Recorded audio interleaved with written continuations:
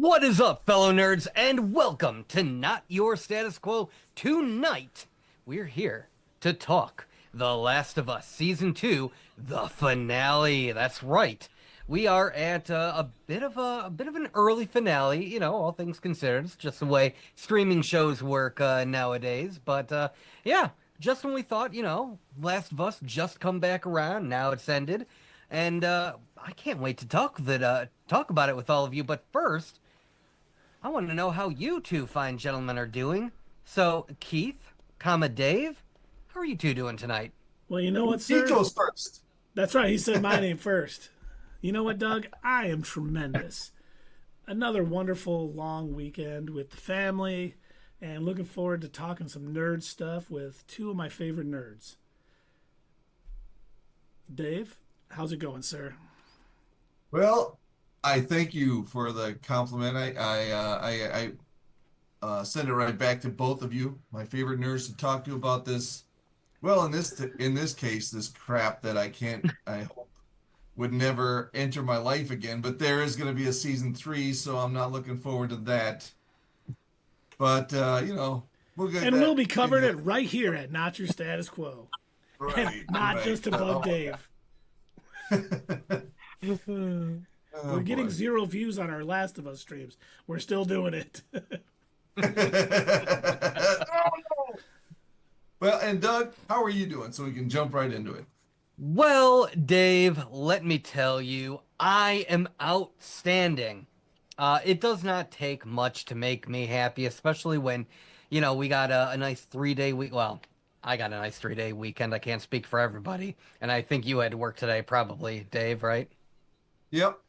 Yeah. Well, I enjoyed my time off. Didn't really do much of anything. I did my normal chores around the house, did a little bit of cleaning, did some adulting and whatnot. But otherwise, I've had a pretty relaxing weekend for once. And it's been a while since I've had that. And I actually, for a minute, I almost forgot last night was The Last of Us because I had on my calendar Rick and Morty return. So the whole day I'm thinking about, I'm like, yeah, cool, Rick and Morty's coming back. And so, I'm getting ready and I'm trying to find, okay, wait, what time does it come on? Is it 11, 11:30? And I'm looking like, oh yeah, The Last of Us. Oh shoot, let me go watch that real quick. I'm watching it. It was, it was fine, but yeah, I watched Rick and Morty. I had a blast with that. I thought that was a good opening episode. I don't know if you got a chance to watch it yet, but No, it I was don't have good. Adult Swim. I have to Oh, wait. it was So, way better than the last season's opening episode.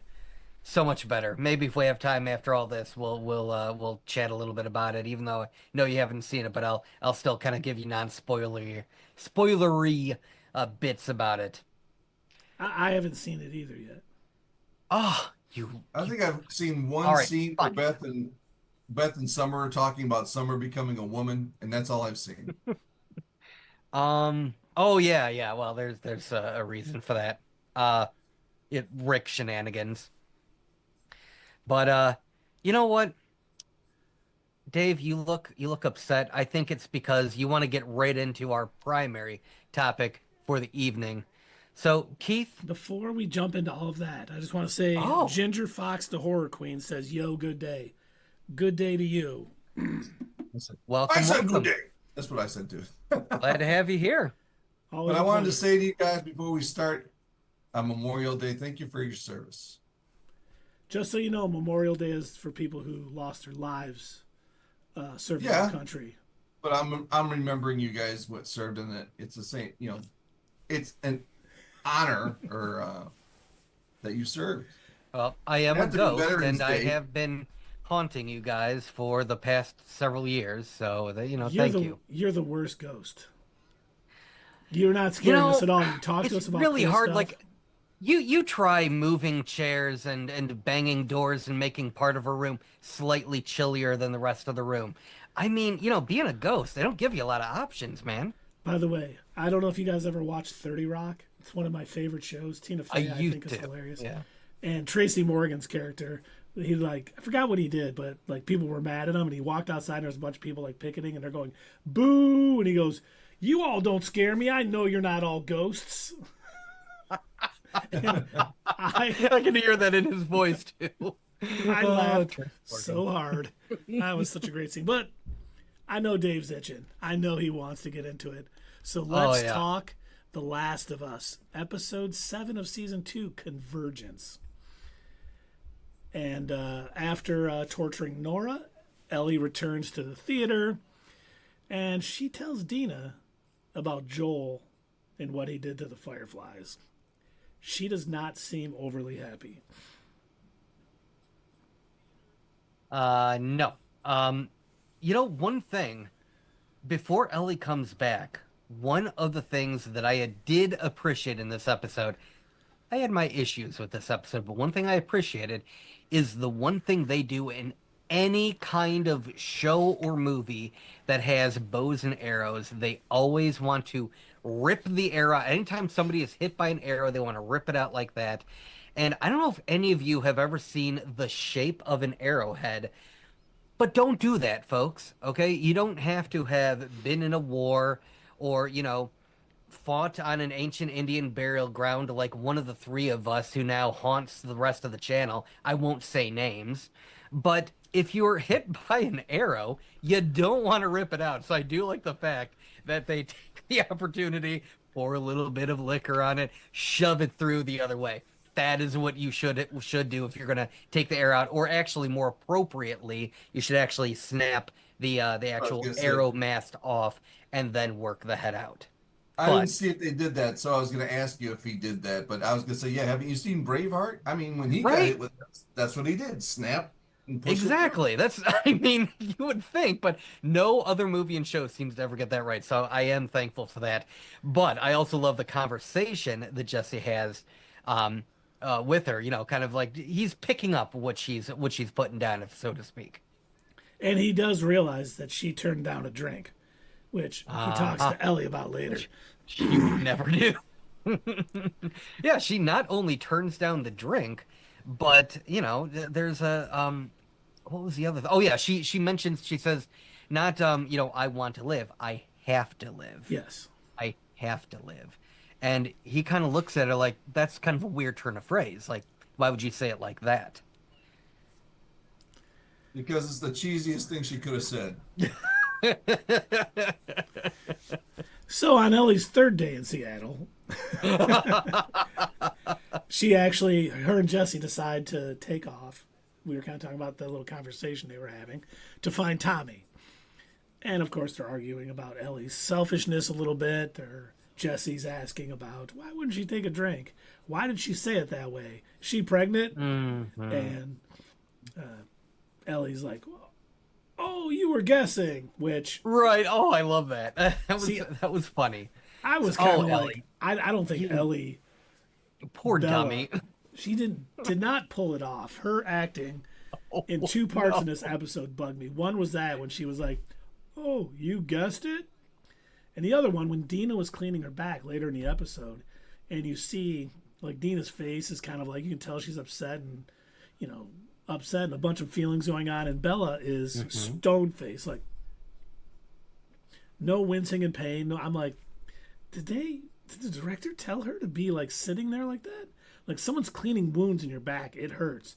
I was like, kind of like, I'm like, is it her or is it the director who is saying, show no emotion on your face? Actually, in the Right. behind the episode, yes, they did mention that they did direct her to do that. In that scene, she's supposed to be, I guess, completely zoned out. She's almost catatonic from what she just recently did. It's really bothering her. So apparently that was the direction. Okay, I Well, still didn't like yeah. it. I thought, Weirdly enough. Yeah, see, if it wasn't obvious that that's what was going on in her head or something, then that changes the scene. If we know that's what she's thinking about, then that changes her acting, or but the way I'm we thinking maybe they should have altered her dialogue a bit, because once, like I said, when I watched that behind the episode, it becomes a bit more clear, but it's not right away in the episode proper. So you are right, Dave, that they should have made it a bit more obvious what they were trying to go for. But yeah, she does say, Dina's trying to ask her, like, where have you been?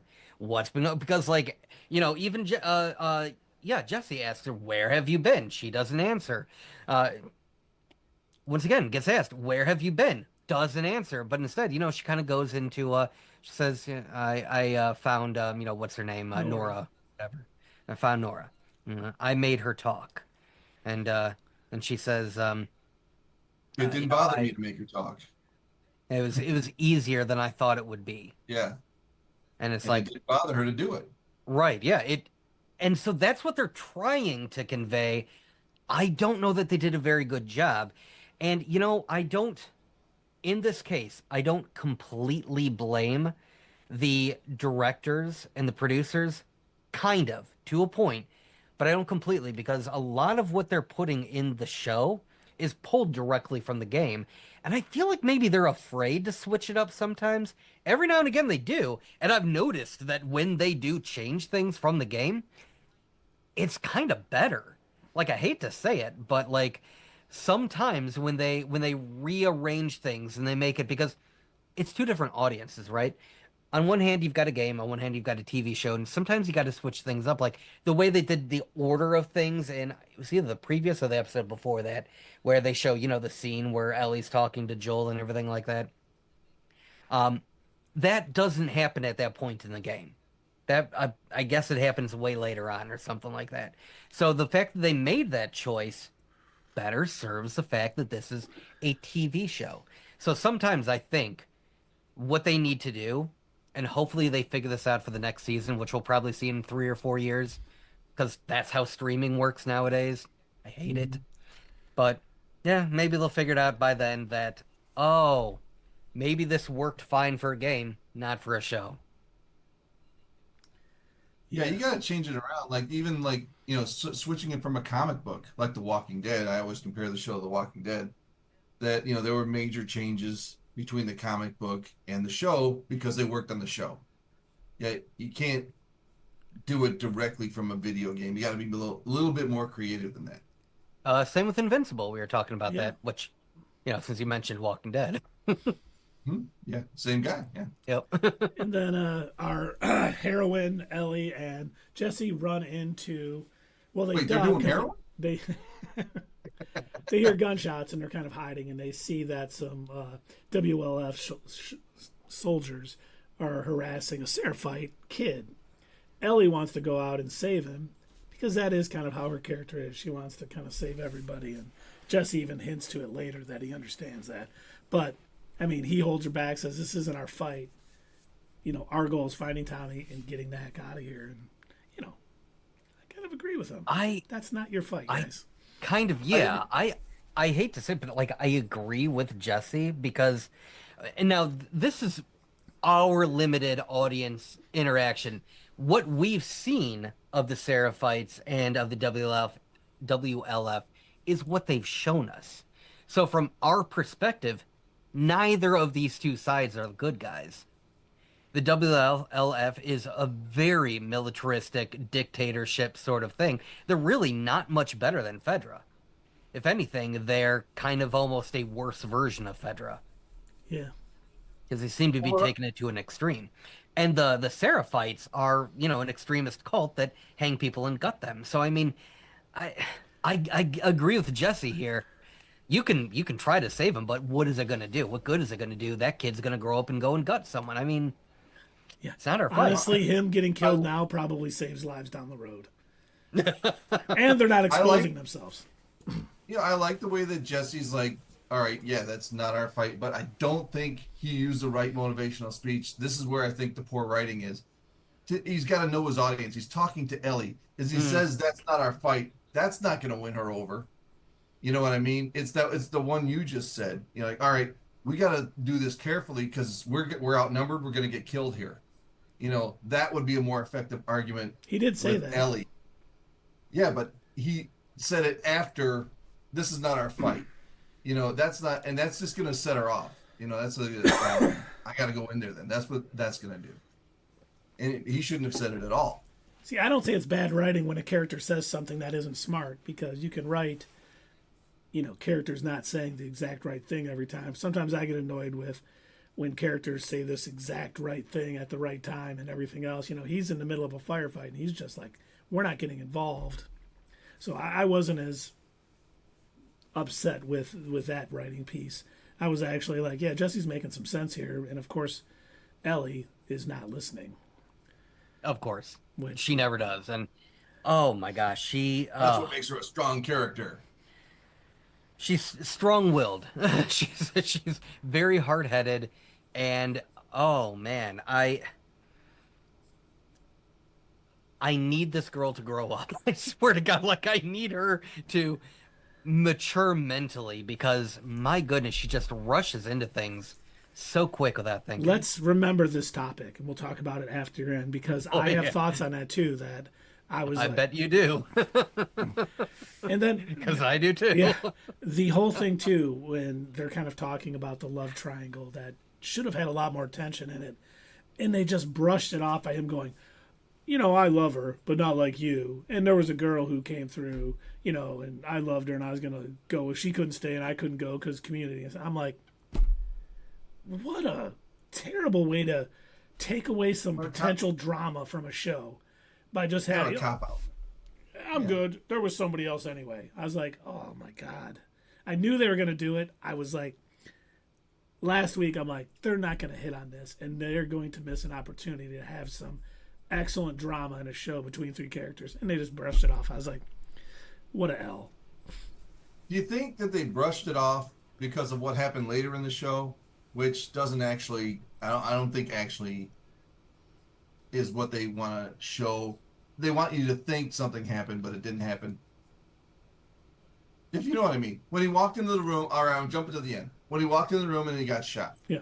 Uh-huh. Do you think that they used that scene that you just talked about to set that up for later? Like he gets shot and No. I have to think that he chalk was this up eliminated, but I to know he wasn't. unfortunately, I chalk this up to them just not wanting to tackle that. Maybe they're thinking, look, okay, our story about people infected and becoming mushroom zombies is way more deep, and we are above love triangle dramas. So we're going to pretend like it's going to be a thing, and then we're going to just whoosh, right? That's it. We're done. We're over. We're not gonna bring it up again. It's gonna be mentioned, and that's it. And now we can get back to mushroom zombies. Thank you very much. At some point, they will, I suppose. At some point, I'm sure we might see a mushroom zombie again. Maybe next season. You can always hope. And then Ellie and Jesse are scoping out the rest of the city. They're up in a building when they realize that there's a sniper because, they still got the radio, which you think the wolves at this point would realize that other people that aren't Seraphites are there and will listen to them. But no, they just, there's a sniper over on this hill. And that's Tommy. I think Isaac of the Wolves realizes that there is somebody because in the very beginning of the episode, when they're planning their whole, invasion of Seraphite Island, he does say, and we're going to go radio silent. So I think he realizes, he knows that something's up. But the rest of them, as he ends up mentioning later on, he says, we've got plenty of Owens, we've got plenty of... I'm thinking the rest of the WLF must not be that bright. Yeah, probably not. Boy, Ellie would be great with them. Yeah, let's charge head first. Right Let's in. Go! Right. But, we find out that Tommy is probably the sniper, but Ellie sees a whale over by the aquarium, and that was the word Nora used, so, she's going to go get her no matter what, because that's what she has to do. And, of course, Jesse, once again, is like, we got to go get Tommy and get out of here. That's the smart play. And it was the smart play. And, of course, Ellie did not do what she wanted. Her reasoning. This is what Tommy would want. Really?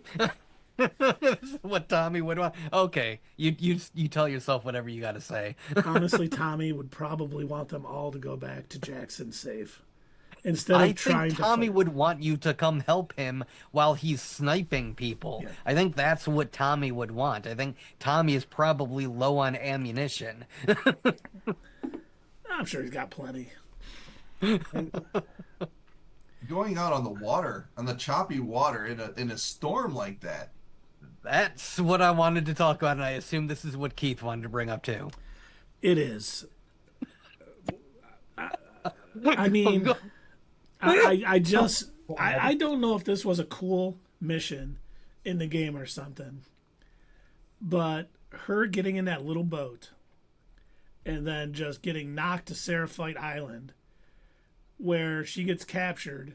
The kid says gutter, and then they hear the attack, so they leave her. First off, once again, Ellie putting herself in a dangerous situation, which she does nonstop all the time. And two, like why they were like leaving, dropping her. They were going to be able to get to the other side of the island and stop the attack fast enough. I'm like, that just didn't make any sense. They would have still finished the ritual before they ran off, because she's an invader on the island too. I mean, they don't know that she's not part of the main group that's attacking on the other side. I was like, oh my God, what is going on? And then I'm like, okay, she's stuck on this island.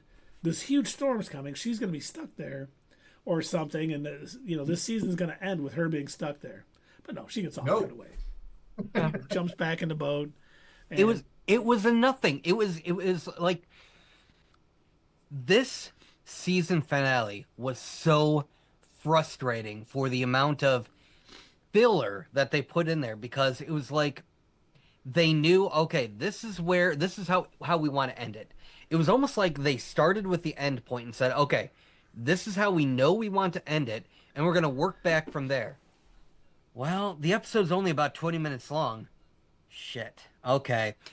So it was like they had to fill some crap in. Now, to be fair, I have not played The Last of Us Part 2.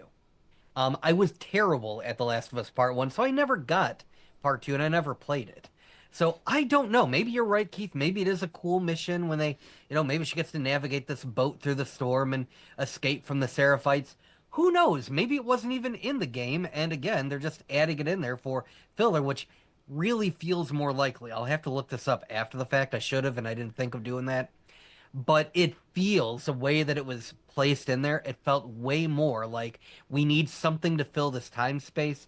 I know Ellie gets captured by a Seraphite. Oh, but she can't die yet, so they have to let her go. And we'll make it even more of like a crazy situation, because we'll have a kid give the gut sign, so the gutter. I was like, and okay, I already how hate did these they people. already have their whole gutting ritual thing ready to go? Yeah. Did they know she was there? Like, what even? They have a station, like a sanitary station. They have a gutting station. So. I guess so. They just always happen to have a noose ready to go, and they've got their Seraphite hangman. It's like, man, I really hope somebody, stupid washes ashore after they tried to drive a boat in the rain. I really hope that because I mean, this rope has just been hanging here for like a week, and nobody has been on our island. You know what? I wanted to mention too how she got thrown from the boat by that huge wave, right? But then she just ends up on the shore, and the boat's just right there, like no damage. Yeah, docks normally. Yeah. Like game logic. That is game logic for sure.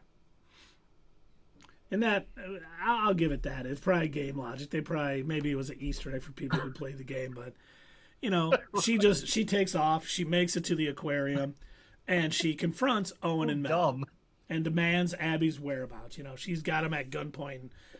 Where is she? You tell me. You guys both are going to point to a map, and if it's wrong, I'm going to kill you both because I'm bad. Owen is standing there, and he's like, okay, all right, just I let you live. Remember, it's me. I'm the good guy. I let you live, as if that's like a. And we hear Abby repeat this later on. Yeah. She says the same thing. We let you live, and it's like, did you think you were doing a service? Like, did you think you were being some sort of saint? You know what? Thanks for beating my father figure to death in front of me and letting me live. There was two different tones, though. Owen's was more like begging for his life, like, hey, we let you live. Abby was like, I let you live, and this is what you're going to do. I was much happier with the second one. The first one I understood, begging for his life and stuff. But then we find out he's going to try to grab for a gun while pretending to get the map. Ellie blasts him. Unfortunately, Mel is hit, by a bullet. We find out she's pregnant. Jugular. Yep, right in the. And my question on that shot is, all my friends who shoot guns say, hey, you can, because I don't shoot guns, you can, aim at something and still miss it. It's really hard. No, it's really easy to miss, even if they're close to you. And then she just happened to hit two people without even looking at them.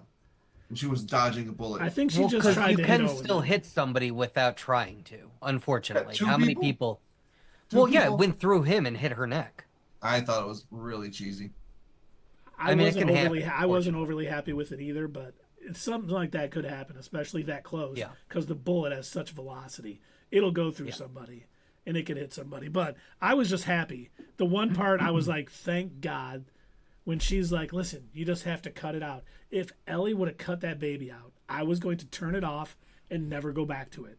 Because I'm like, there is no way she would be able to deliver a baby C-section with the mother dying. So I was very happy. She was like, how deep? I don't know what I'm doing. And, eventually she's dying, and she was just like, okay, good. I don't have to cut the baby out or whatever.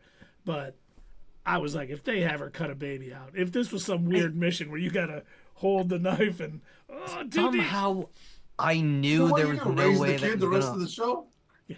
You know what I mean? Right. I mean, there's no fire station to drop the kid off. Have you seen Ellie? Have you seen this girl? Miss, let me run into danger constantly. You want her to perform very delicate surgery? Sure. And then, of course, the Bruce Willis show up as soon as Mel dies. Tommy and Jesse come in and find her. I was like, how do they keep doing this on this show? Are they trying to bring it back? Because that was a big 80s sort of action movie thing where just in time they show up and save the day.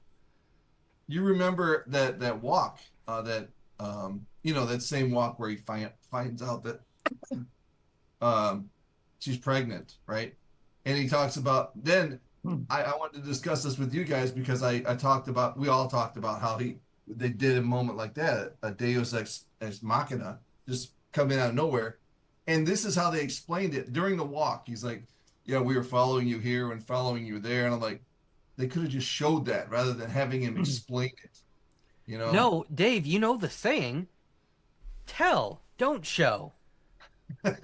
Explain everything in excruciating long detail. Don't show us. Nobody watching a show wants to actually see it. Come on.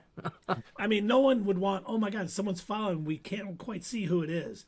To find out it's their friends instead of someone else. That would be terrible. Mm-hmm. Much better after the fact, have the character explain. Well, what I did was, we were following you and you triangulated for the maps on the thing. And yeah, we figured out at the exact location you would be at 2:42 p.m. And we just showed up. I was like, oh my God. So dumb. And watch. Yeah. Next season, they're going to have an entire episode dedicated to that. They're going to show them back in the past, some flashback BS episode where we're going to be like, okay, all right, we're finally going to figure out what's going on. And then there's going to be a flashback episode of Tommy and Jesse. Oh, let's triangulate where, and we'll be like, but the last episode, why are you... We don't care about this anymore. Not your status quo asked for it, and now we're going to show it to you as a flashback mid-season 3 when we could be talking about better things. It's not our fault, please. Don't do this. The banner to that's going to be playing across the bottom of the screen of the entire episode, brought to you by Not Your Status Quo. Thank them at Not Your Status Quo. Go to YouTube.com. We just had some questions. That's it. Yes.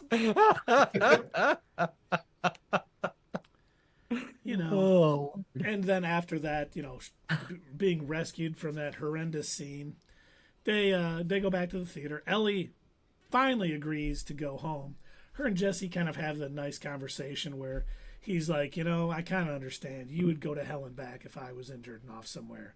So I kind of get where you're coming from. You're still Ellie wrong. Says yes, she would. Right? Thank you. Ellie says she would, but I don't think she would. Again, are we watching the same character? Because no, I don't think she would. I think if Jesse was in danger and she had the potential opportunity to go after Abby, guess what she's going to do? Because look what she literally just did with Tommy. Yeah, they proved it already. They proved it. Thank you. So no, I do. So even though Ellie's like, yeah, I would. No, you wouldn't. No, you would not.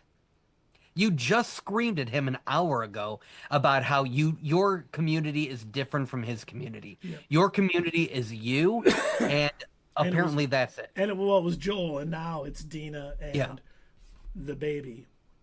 I Well, suppose. Dina, if Abby isn't nearby, Yes. because she'd Yes. probably dump Dina too. I have to go kill Abby. But thankfully, we don't have to see it because they hear a commotion outside. They go run out. Jesse gets shot and killed. Immediately. Yes. Abby is holding Tommy basically at gunpoint. And Ellie surrenders, which I was shocked by. But saying, it's me you want. I'm the one who killed your friends. I'm the one who, wanted to do this. Let him be, let him be. And that's where Abby pretty angrily tells her, I let you live. And then you boom, wasted your chance to live. And then Sopranos-esque, we hear a gunshot and it goes to black. But then we wake up 3 days earlier. Seattle, day one. Thank you for putting the days in there so we figured out, because when all of a sudden Abby was waking up, I'm like, this is in the past, isn't it? Seattle, day one. And Abby's woken up by Manny at the base. She's at Soundview Stadium. And she's being summoned by Isaac. But you just see all of their plants and everything. You see how big of a settlement, I think, Seattle really is for the WLF. Hey, Keith, do you know when this game came out? Part 2? 2012. Yeah, 2017? 2020. Do you know when Fallout 4 came out? It was 2012? You know what I'm getting at? I don't. Kind of weird that both post-apocalyptic things happen to have built their post-apocalyptic city in a baseball stadium. Little weird to me. It is a bit odd, to say the Bit of a least. I wanted to mention coincidence. this, like when you as they said say in the bids. Jesse got shot and you said he got killed. That's what I thought. But then I had the closed captioning on, and a minute later, after when Ellie was begging for their lives, it said Jesse, Jesse groans, like Jesse's still moving around over there. Huh. And I'm thinking they want you to think he got shot, so you're like, oh, but they're gonna bring him back. That's what I think. I think he's coming back. Not that he was out very long; it was only a couple of seconds, so we can't tell. But if he seeks medical attention, I think you might pull through. You're probably right. I had no idea that the closed caption had Jesse groan, because I just thought he was not moving. It looked like. Yeah, and his eyes were open. Yeah. That's why I thought he was dead. But then when I saw that, I was like, wait a minute, he's still alive? Oh, yeah, I'm sure he's still going to be alive. They don't need a father. Huh. Yeah. Well, yeah, maybe. It might turn out that, he is still alive. I wouldn't put it past them to do a fake out like that. I mean, I'm pretty convinced that this, go to black gunshot, I'm pretty sure that's a fake out. Yeah. Either somebody took a shot at Abby and she missed her shot or something like that. That's why it went blank. So we don't know. Mm-hmm. Or she shot Tommy. My initial thought was she shot Tommy just to make it harder on Ellie, to try to. You are never going to learn. You keep losing people, and keep the thing making is, like, these dumb decisions. All these two girls are doing is creating a never-ending vicious circle. It's just a circle of violence, and they're going to keep going at each other, picking off each other's family and friends until it's down to the two of them, and they're going to have to, they're going to have to wrestle in a jello pit. Obviously, it's the only way out of it. And I think we all know what we're getting the beginning of season 3. We're getting day 1, day 2, and day 3 in Seattle from Abby's perspective. While Instead they're of building intertwining the that post-apocalyptic into jello pit. I know. Instead of intertwining that into this season, so we can see Yeah. both going on at the same time. Nope. Can't do that. That would have made too much sense. That would have giving us all these details, and hopefully they do. I don't want to say a great job because I really don't think they're going to. A good job and have some things pop up that we didn't know or couldn't figure out, and it's kind of interesting because why they just didn't have more episodes this season. That's what I'm saying. Give us that all intertwined and come to this point. And especially leave us when we know. I like cliffhangers sometimes, but that was mostly on shows when I knew we're going to wait 5 or 6 months and it's going to be back in September. Yes. That's when shows used to end in, May and come back in September. Who knows when we're getting season 3 of The Last of Us? And honestly, 2030. Yeah, I probably won't care. Mm-hmm. Because I'm not like, oh my God, we got to find out what that gunshot was. Was it Tommy blasting Abby to save the day? Was it, Abby blasting Tommy or shooting Jesse because he was moving and she put him down for good? Or did she shoot at Ellie and miss? I'm like, I just don't really care that much. This episode is so poorly put together. They're going to have to do like a half-an-hour recap in the beginning of the episode to like remind people, oh, by the way, this is what happened, since we know that it's going to be easily another 2 or 3 years before we get season 3, which I'm sorry, but the length of this season, I'm calling it season 2.5 because these 2 seasons are based off of one game, and they couldn't put it into one season. They have to do this stupid game where, obviously Max, soon to be HBO Max again, has decided we need to make sure people stay subscribed. And so therefore, we're going to take what should have been one season and force you to split it into 2. I guarantee this is some dumb executive decision. Yeah. It's like The Hobbit type of thing. Yeah, that shouldn't have been 2 movies. It was 3 movies. 3 movies, yeah. Sorry. That If shouldn't have been 2, 3. That would have been a lot better than 3. So dumb. It was a money thing. It was a money grab then. Oh, yeah. I don't know. I don't want to call this that, but it seems like they're I expanding think it is. I don't think this is the fault necessarily of the Last of Us crew. This definitely feels like an executive decision at, HBO, Warner, Discovery, whatever the hell they are anymore. AT&T. Whatever section is not controlled by James Gunn. Yeah. The one thing I will say that I think is good is them going to great lengths to show Ellie how poor her decisions are and how much it's costing people. But she still doesn't get it. I'm like, they're doing a good job of like, you're really making bad decisions. Gotta keep pressing forward. I almost got gutted, but I'm getting back in that boat and I'm gonna head to that aquarium. I'm gonna keep killing and finding Abby. I'm killing everyone. They better tell me where she is. Even though I've put myself in massive danger. I put myself and my friends in danger after every corner because I need my vengeance. I need it. It's the lack of character development. They did have a character, but she's not developing. She's not learning from her mistakes. Here's what I want to happen, and I know this is going to sound cruel. I want there to be consequences for Ellie's actions, and here's what I kind of want them to do, because it was such a nothing burger of a thing that they did in this episode. But in like 2 episodes ago, when they now finally announced, okay, up until now, we haven't had the fungus using spores. It's just been spreading, and they do their weird little, make out kiss thing where they spread it to some weirdness crap like that. I want it to come to find out that Ellie isn't immune from the spores. She's only immune from, the actual vines and stuff like that. And it's taken a lot longer because her own natural immunity is fighting it off. But I want it to infect her so thoroughly over time that by the time she realizes it, it's going to be too late. And that is what I want the ultimate consequence to be. I want us to follow her to the very end, and I want them to give us a Breaking Bad style ending where, Ellie realizes, oh, I'm infected and there's nothing I can do about it because I've been breathing this in for so long, so carelessly without realizing that I was infecting myself. That is the ultimate ending that I want. They will not give it to us, but that's what I want.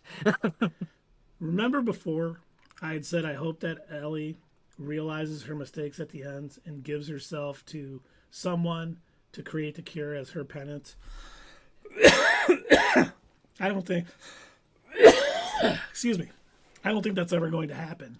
So what I No, think is neither do going I. to happen, Abby knows. It's absolutely going to happen. Yes, There you go, Keith. I think Abby knows who she is, or will figure out who she is, and she's going to keep her alive, just so they can hopefully find somebody to create a cure off of her, and hopefully save mankind. So that is be her ultimate punishment. You know, you're basically going to die to save a bunch of people because I could see that too. But yeah, no, Ellie is going to, she's going to run her course. She's going to get to the point where she's going to get herself into so much trouble where she cannot get out of it anymore. So far, anytime she's gotten herself into too deep of trouble, somebody has, you know, gotten over there to get her out of it. Just like with the Woods, Tommy and Jesse come to save the day at the last minute, or not the Woods. I'm sorry, in the building with The aquarium.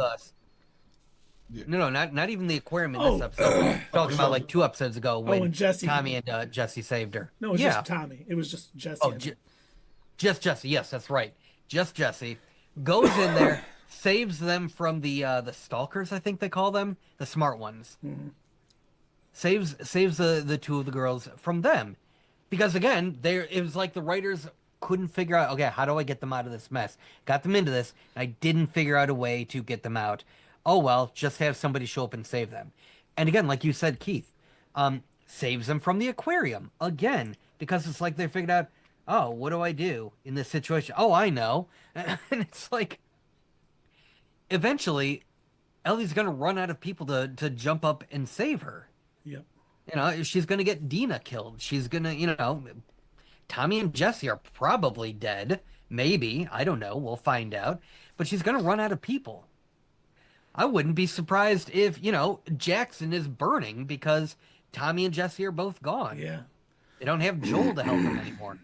You know, they're running out of people there. So, sorry, Ellie, you're. I got a really bad feeling that down the road they're gonna try and make Ellie and Abby on the same team. You think? I have Huh. a really bad feeling because of what we've seen so far. And I If think they that did, probably it would be the- just as pointless as anything else they've been doing. So, sure, Yeah. You're why not? See, I'm I just as likely to turn into a giraffe or be a dolphin.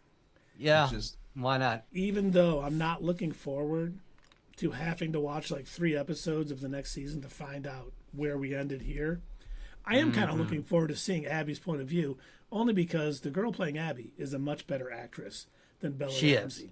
So She really I is. I think those episodes, hopefully with the writing, is going to be, you know, pretty better quality. What we expect, what we got out of season 1, you know, with Pedro Pascal. You know, this show has seriously suffered after he left because Bella Yeah, Ramsey cannot unfortunately. carry a scene by herself. No, and I thought that, you know, I thought that was on purpose in season 1 because she's supposed to be portraying a child. Yeah. But, oh, it did not get any better. And if she didn't have the actress who plays Dina around, yeah, no, it just, she's not good in a scene by herself. You're right. So, should we rate this episode, gentlemen? I think we should. David?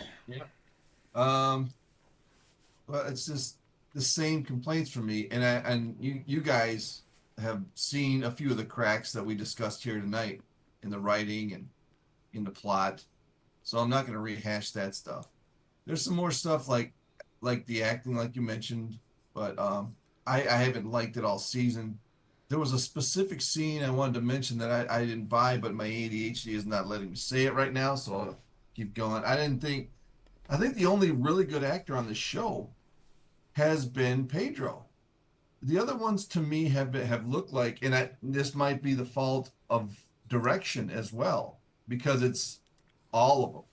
They don't feel like they've been through even the simplest situations, like with each other.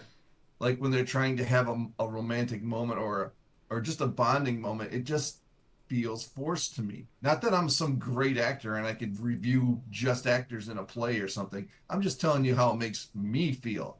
I don't feel like it's coming through. Um, No, you're right about that.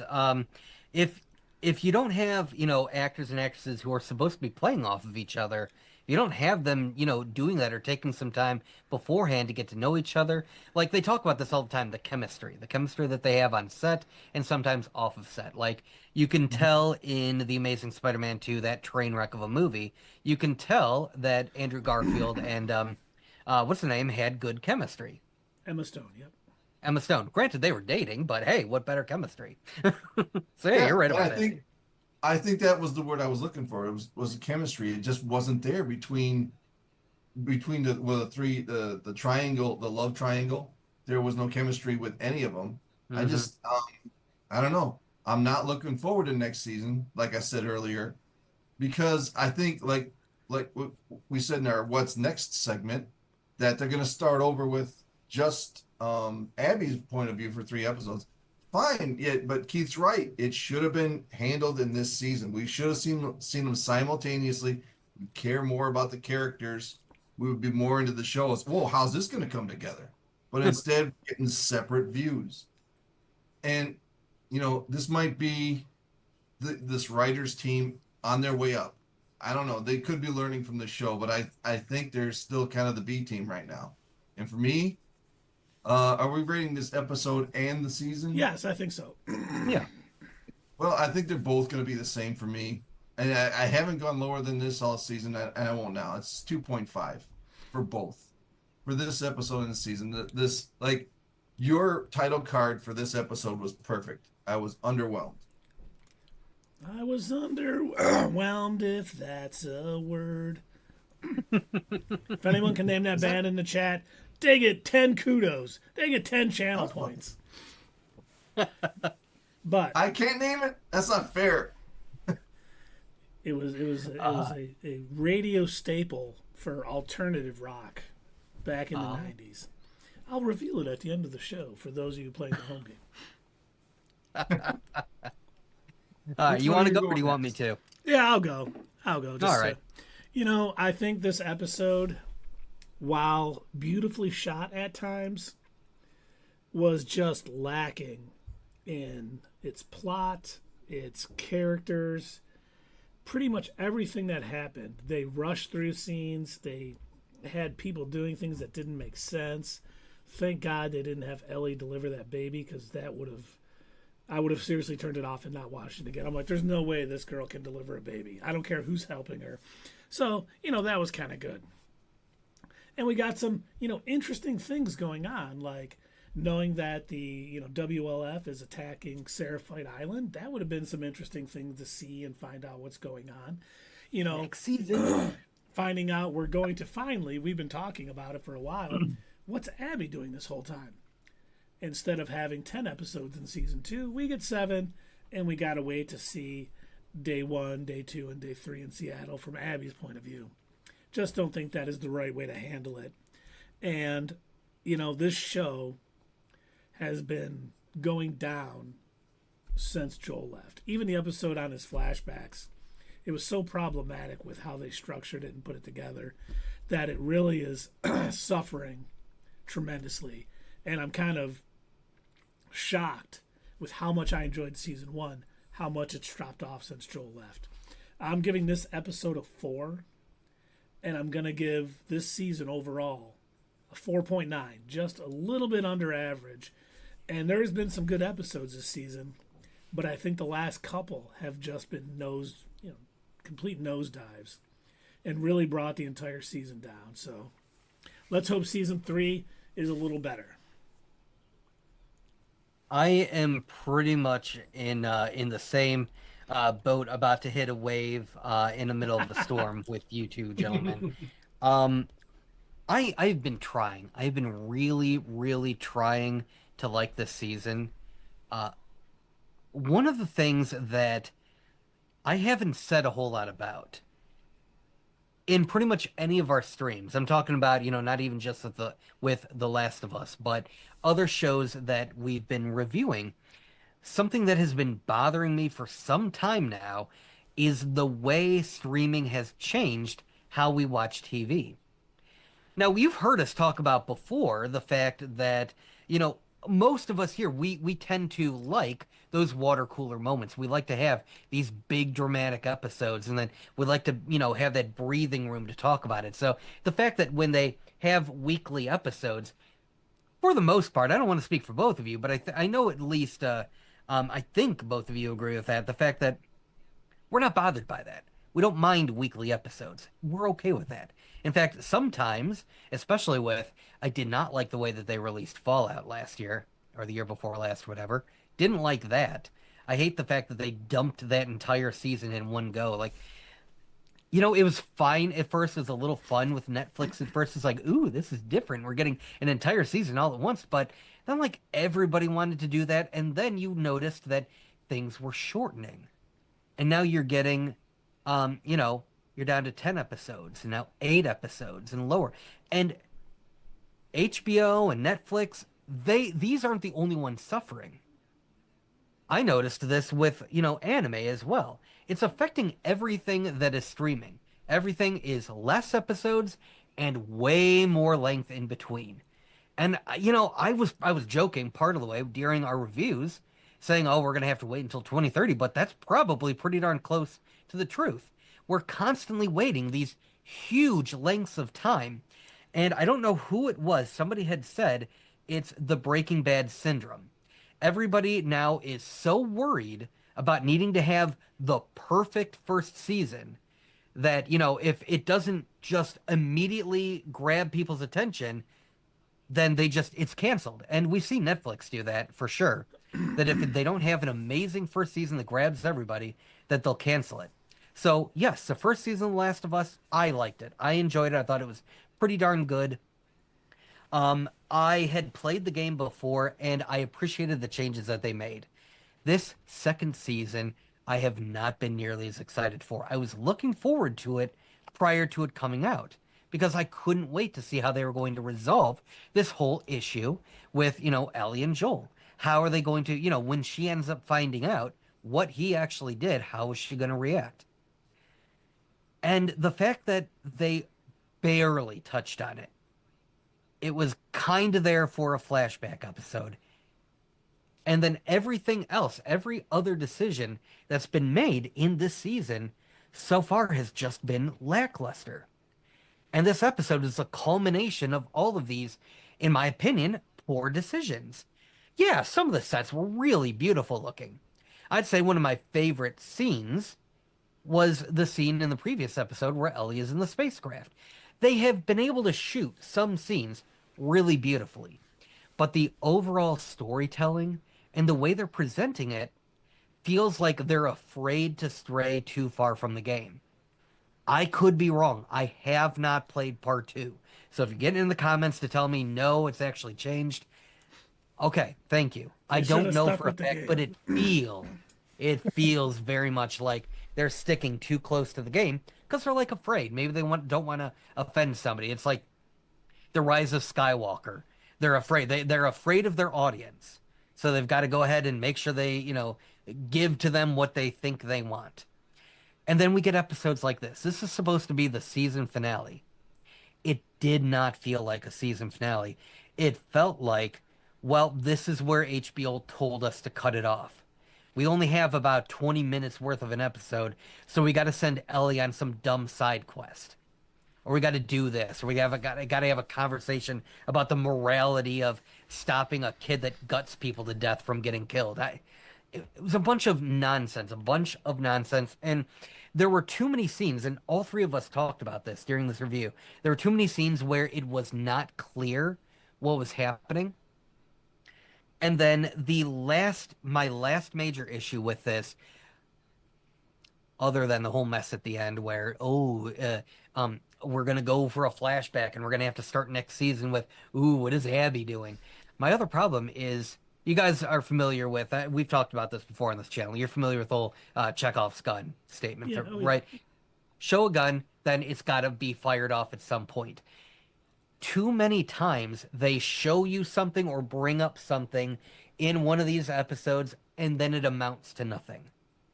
And they've done this a couple of times, and I was trying not to let it bother me, but it's really starting to get to me.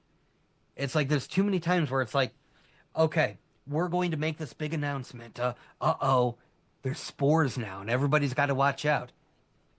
It was just in that episode, and so far, there has been nothing from it. If they're saving it for the next season, then that was dumb. I'm sorry. Agreed. That was a stupid move. So, I was not a fan of this episode. I wasn't really enjoying most of this season. There was a couple of episodes that I liked, a couple of scenes that I liked. I'd say out of this episode, the best part, in my opinion, was Caitlin Dever, the actress who played Abby. She's one of the few people that seems to know how to act in this whole friggin' show. And Dave, I think, hit the nail on the head when he said it didn't feel like there's any chemistry between any of these actors and actresses. I think the only ones that showed any minor chemistry were the two, were the actor and actress that played Owen and what is the pregnant girl's Mel. name? Mel. Thank you. Owen and Mel. They felt like they actually knew each other offset, like they had been talking to each other. The way they were carrying on a conversation felt natural, and it's one of the few conversations in this episode, in this season, that felt natural. I mean, I don't know. I feel very let down. And that's a shame because I was really carrying the torch for this show. And I was thinking for a while, before this season started, I'm thinking, "Oh, Dave is just being Dave. It's not going to be that bad." And the more I'm watching, I'm just like, "Oh, this is not good." And like I am trying to be fair, but I cannot rate this episode any higher than I'm going to give it a 4. I was not happy with this episode, and this season overall is a 4.5 out of 10. You got to do better than this, guys. Last of Us crew, I know you can do better. Look back at some of your best episodes of season 1. I'd say episode 2 was probably one of my favorites. You can make good episodes. You have the ability to make good episodes, and you're dropping the ball, and I don't know what is going on. So, I hope it gets better in 12 years when we finally see season 3. Right. If we're even still a channel then. And the thing is, Something you're much right bigger, about though. one of the things we always talk about is the episode and the season should match the story. Yeah. And it honestly felt like when you said it, it kind of hit me. This is the halfway point, so we're just going to stop it here. They could have done 10 episodes this season, got Abby's 3 days in, got us all ready. And if next season has to be 4, 5, 6 episodes, so be it. It would make for better television instead of we're at the halfway point, we're just cutting it. Huzzah. Oh, man, what a mistake. So disappointed. I was over the weekend I was rewatching some episodes from The Mandalorian season 3, which suffered from a lot of the same issues. It had a lot of unnecessary filler. It had a lot of arcs that went nowhere. It had a lot of episodes that amounted to nothing. It was very disjointed, and it also felt like they only had maybe 3 episodes worth of actual episode matter. Yeah, they lost the lead. Yeah, somebody, I think a YouTuber, I don't remember where I saw this, but somebody had said that a couple of the episodes that were in The Mandalorian season 3 were actually intended for, what was the show that, what's her name was supposed to be in Rangers before? of the New Republic? Rangers of the New Republic. I guess the episodes around Dr. Pershing were supposed to be in the Rangers of the New Republic show, but because they didn't have anywhere to put them, they just stuck them in there.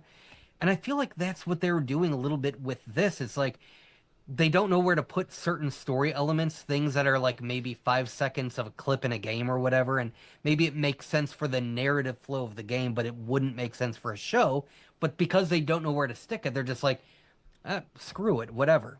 but it kind of throws off the organization, the direction of things. Like, I don't know. They need an editor. They need somebody to like look at the material that they've shot and figure out a better way to organize it because this ain't it. Agreed. I think they do well to, like how last season they always had something in the beginning of the show reminding you of how this disease spread.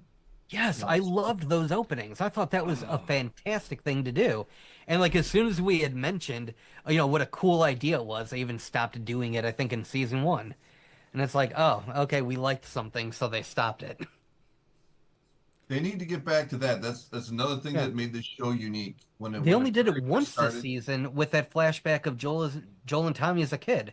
Yeah. It was the only thing. And they only did it because they were trying to show that, do this whole parent dynamic thing that, Joel is trying to be a good parental figure. Yeah. And he Okay. hopes Ellie will be better than him. She won't. She won't. No. She will not. Unless she cools out between season 2.5 and 2.6. Yeah, Uh, well, if she hasn't grown or changed in any way between seasons one and two, when she was a child to, I think she's like 19 or 20 now in this season. Come on, dude. yeah. Yeah. Missed opportunity. Okay, Very well, much so. are you guys ready for some rumors? Sure, give us a rumor We mill always got rundown. rumors. Keith, what do you got for us? First up, Nexus Point News is reporting that Michael Mando is in talks to return as Scorpion in Spider-Man Brand New Day. Now, is Sting singing the title to that? He might be, yes. They're in talks. You guys don't know that song? No. Oh, okay, never mind. Okay. My cousin would get that joke. So you're talking about the Keith, you're talking about the actor who played him in Homecoming? Yep. Okay, cool.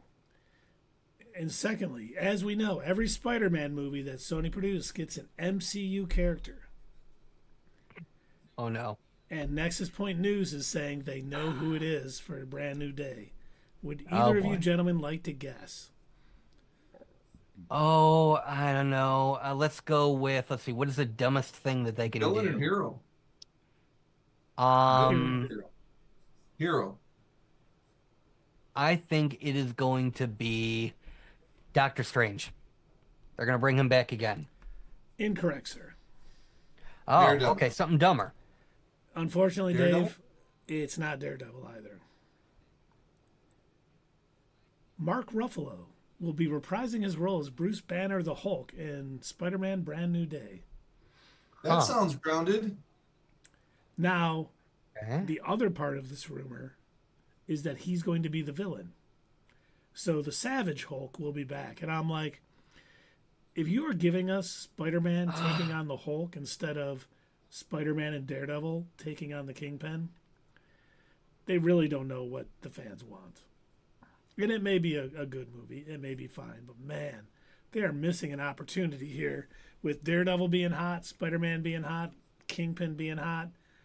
And our little Kingpin shorts could heat up again and get a bunch of views. But instead, we're getting, according to some scoopers, Spider-Man versus the Hulk.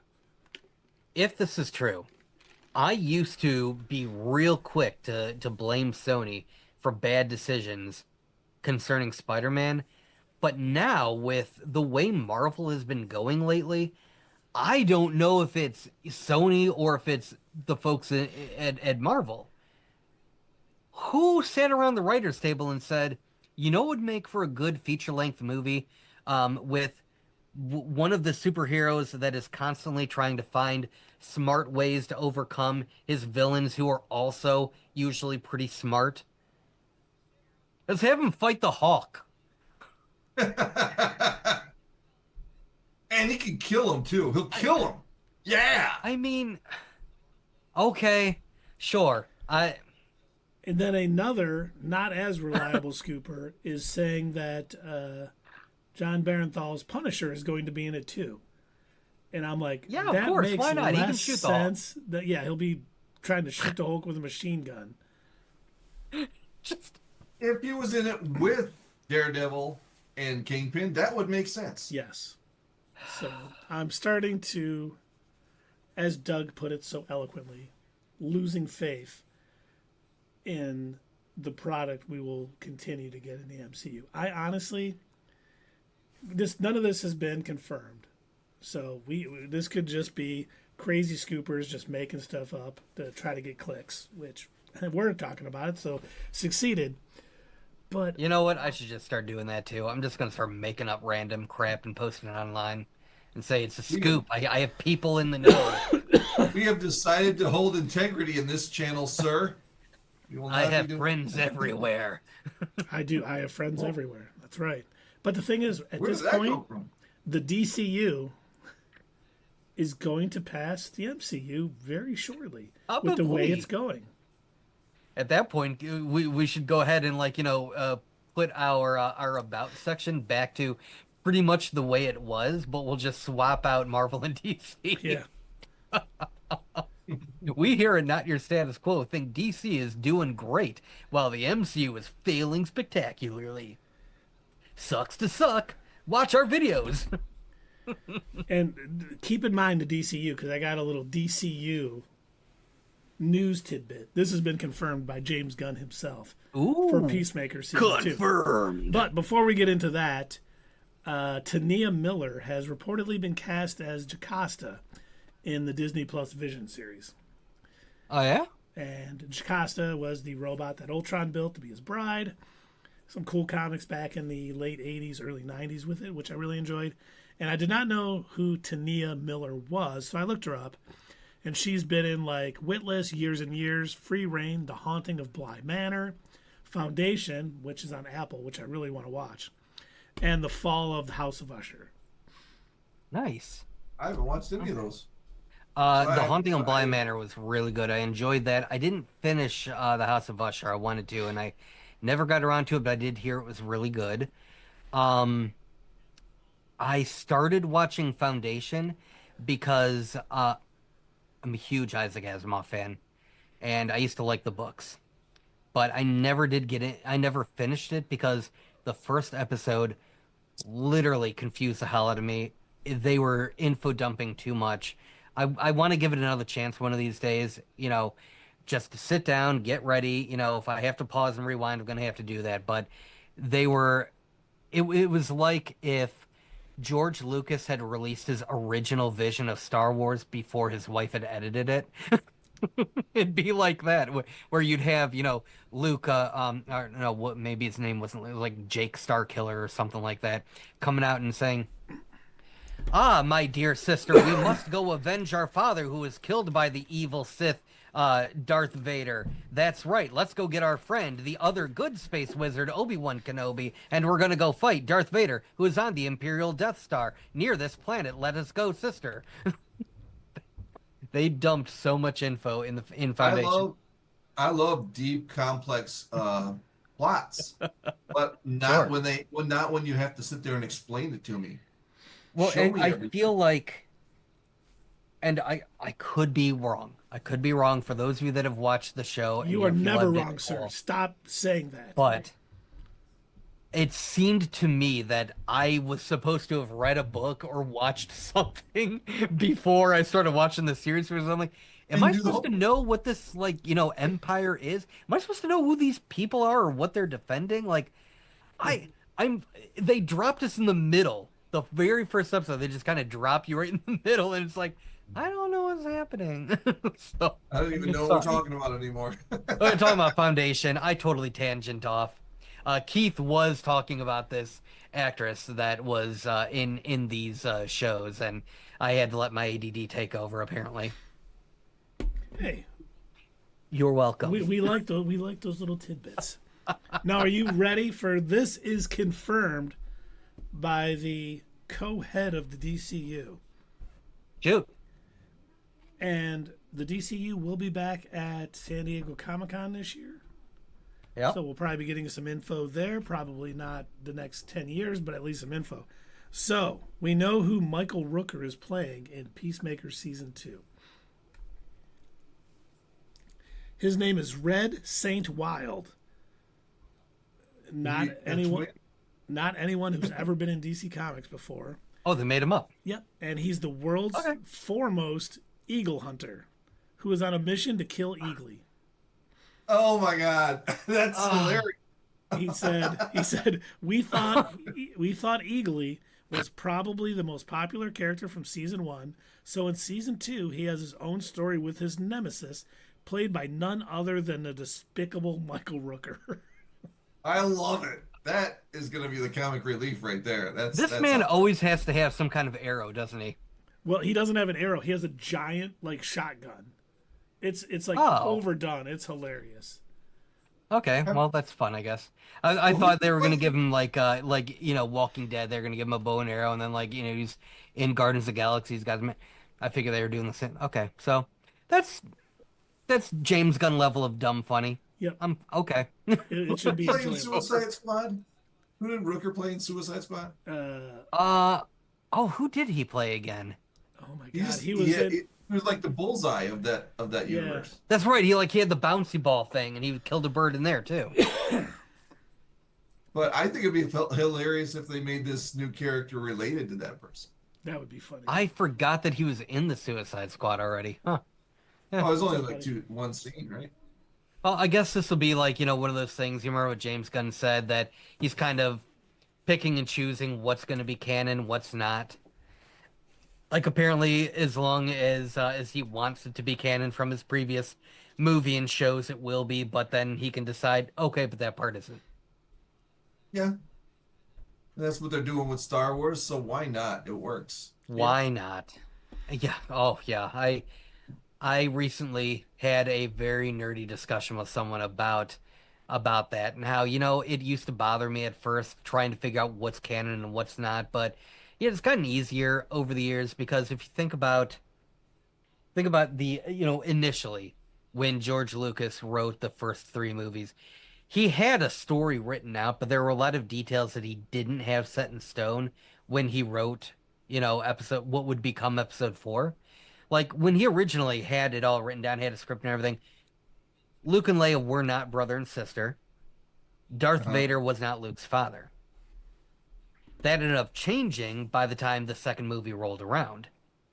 Well, not the Luke and Leia brother sister thing, but things changed as each movie came out. So even canonicity within a trilogy will change. Yep. You know. And that's fine. And we like to think, yeah, it's fine, it's fine. We like to think that, some of these directors and writers are all knowing and are always thinking about every possible. They're not. Things are Only going the to best change. ones. Only the best ones are. Only the Tony Gilroys plot out 24 Yes, episodes. okay.